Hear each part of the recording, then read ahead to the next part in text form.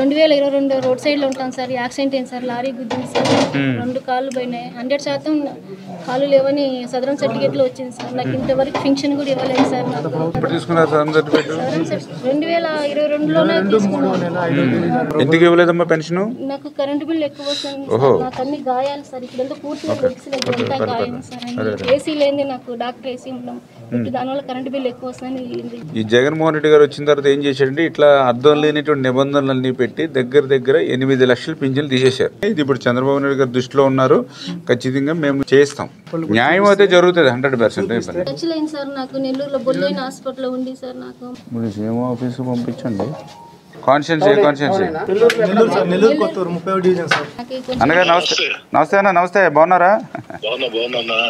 ఏం లేదు, కొద్ది పాపం ఈ శోభ అని మన నెల్లూరు రూరల్ అంటండి.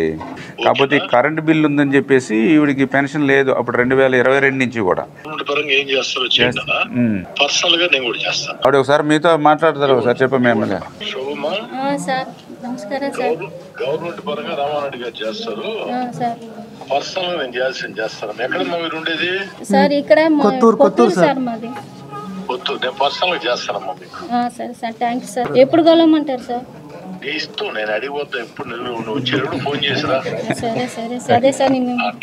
Thanks sir. ఓకే అన్న. ఎందుకంటే ఇక మీ దృష్టిలో పెడితే న్యాయం జరుగుతుందని డైరెక్ట్గా మీకే కొట్టాం. 100% ఇప్పుడు ఆయన కలవండి కొద్దిగా అమ్మా. నేను కూడా మాట్లాడేది కంటే కొద్దిగా క్లియర్ చేస్తా. కుటుంబం ఆర్థికంగా కూడా చాలా తప్ప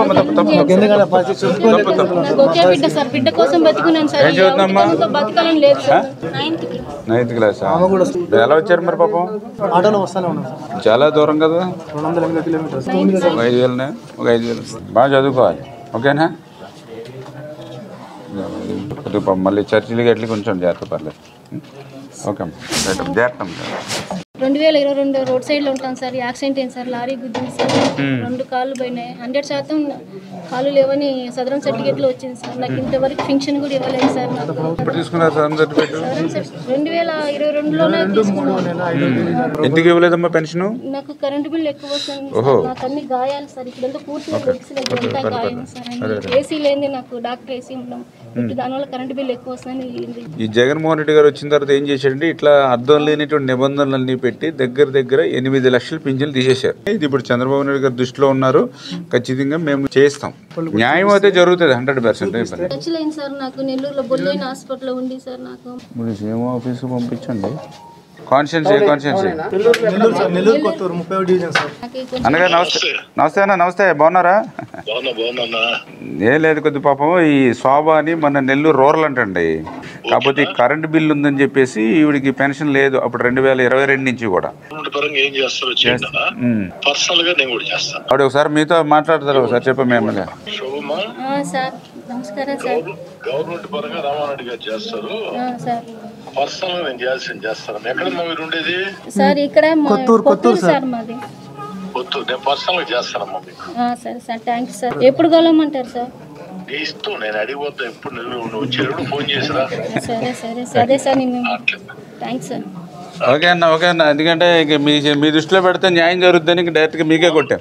100%. ఇప్పుడు ఆయన కలవండి కొద్దిగా అమ్మా. నేను కూడా మాట్లాడేది కంటే కొద్దిగా క్లియర్ చేస్తా. కుటుంబం ఆర్థికంగా కూడా చాలా బిడ్డ సార్. బిడ్డ కోసం బతుకున్నాను సార్. బతకాలని లేదు సార్. 9th class.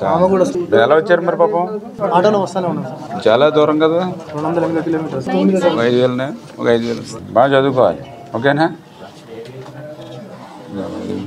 మళ్ళీ చర్చిలకి ఎట్లా కొంచెం జాగ్రత్త, పర్లేదు. ఓకే అమ్మా, జాగ్రత్త.